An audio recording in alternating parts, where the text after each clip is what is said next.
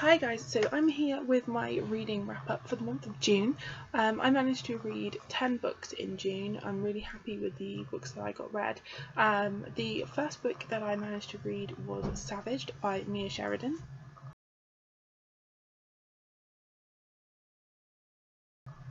This is her newest book, and it's about a boy that when he's very young he gets taken and dumped in the wilderness, and he's told basically that there's a war going on and he has to survive. So he, learns all these different skills. It's very isolated, and then years later he's grown up, still living in the wilderness, and these murders start happening, and people think that it might be him.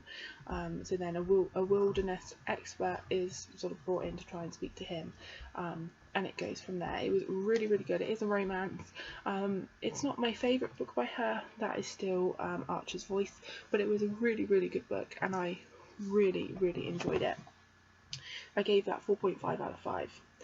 The next book that I read was Temptation by Karen Hawkins. Karen Ann Hopkins. Karen Hawkins is a completely different author, and I picked this up on a bit of a whim because it's been on my shelf for a really, really long time, and I decided to pick it up. I think that this is the sort of book that I would have really loved a good few years ago. I think if I had read this sort of 5-6 years ago, I would have been obsessed with this book.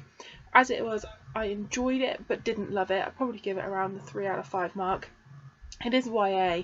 It's about, it's about forbidden romance. It's about a young girl. She's just moved with her family. She is called Rose, and she starts to fall for an Amish boy called Noah. He starts to fall for her as well. They're both from completely different worlds, but they really want to be together, and it's about them trying to find a way to be together and fighting their feelings to each other. I did enjoy this book, but something about each of the characters annoyed me. Rose is just always crying all the time. It's massively annoying.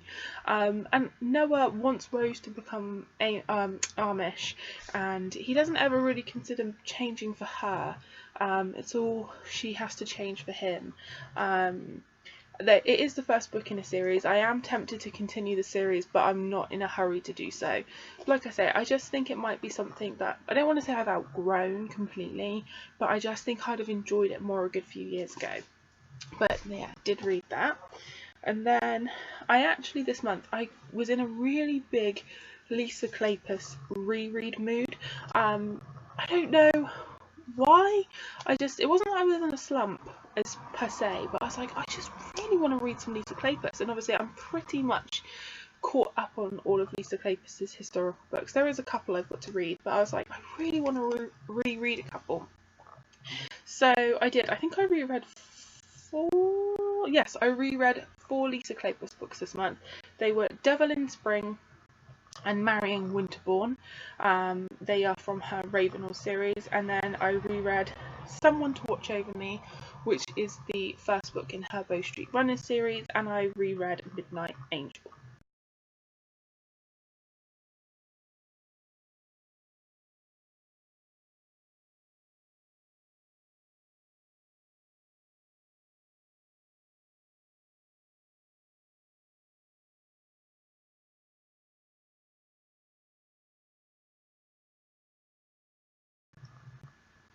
So obviously I loved these books. They're rereads. I think my favourites are her Ravenel series, which is her newest series. So I actually read them kind of out of order. So I read Devil in Spring, which is the 3rd book, and then I reread Marrying Winterbourne, which is the 2nd book. But I absolutely love these books. They are, I think, possibly my favourite historical romances. They're just so good. If you haven't read them and you enjoy historical romance, I highly recommend you do so. Someone to Watch Over Me was actually the first Lisa Kleypas book I ever read. So it was nice to reread that. And Midnight Angel is one of her older books, and again it was really nice to read that. So the next book that I read was The Fallen Genesis and The Fallen Raphael by Tilly Cole.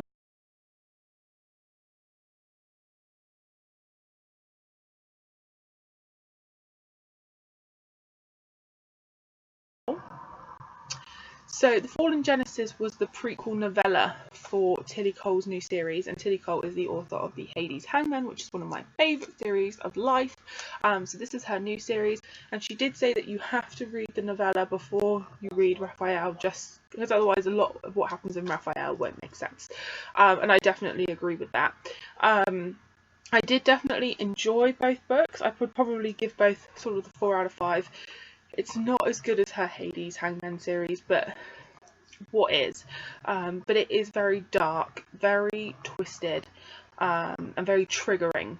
I will say that. Very much like with her Hades Hangman series, it's about a group of women who have been raised to be taught that they're evil. They think that it's all religious, and they're basically in a cult, and they're told they're evil, their beauty is evil, they lure men, and they're evil, and they have to be, you know, cleansed and purified, and it's basically like a sex prison and a paedophile ring essentially is what they're in, but they don't know that. That's very much the Hades Hangman.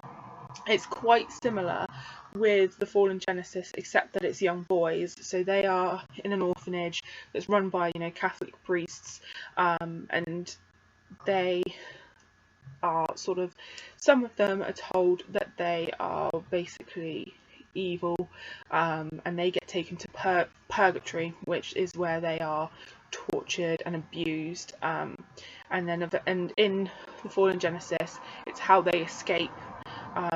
And then the first book, Raphael, is basically moving on how they, like, Raphael was one of the fallen, so one of the boys that was in purgatory. So now they've got a system set up so that they can kill basically, but be undiscovered and stuff. And Raphael he meets a woman that is his perfect victim. Basically, he longs to strangle someone, and the Catholic priests are trying to recapture these fallen, and they use her as a trap basically to try and get him back. It was very twisted. Like I said, there's a lot of abuse, and Tilly Cole writes some dark stuff. And it's weird to say you enjoy it, but her writing is just phenomenal. So I did really enjoy it, but I don't think it was as good as her Hades Hangman series. That is my only complaint. But that book, I think that series will always be my favourite of hers, because it was my first of hers, and it's still ongoing, and it's just my absolute favourite. So the next book that I read was Devil's Cut by J.R. Ward. This is the third and final book in the Bourbon Kings series or trilogy by her. I'm glad I got this finished, and I'm glad I read the series, because I'm used to reading J.R. Ward's like fantasy vampire series. So I'm glad I read something a bit different from her. It's basically like a drama or a soap opera or something like that, with the family business being Bourbon, and then loads of secrets and family skeletons and closets and stuff starts coming out, and this book sort of resolves it all. Yeah, so really glad I finished it. Not my favourite by any stretch, but I am glad that I read it, so I'll probably give that sort of 3.5 out of 5. So the last book that I read was There Goes My Heart by Bella Andre.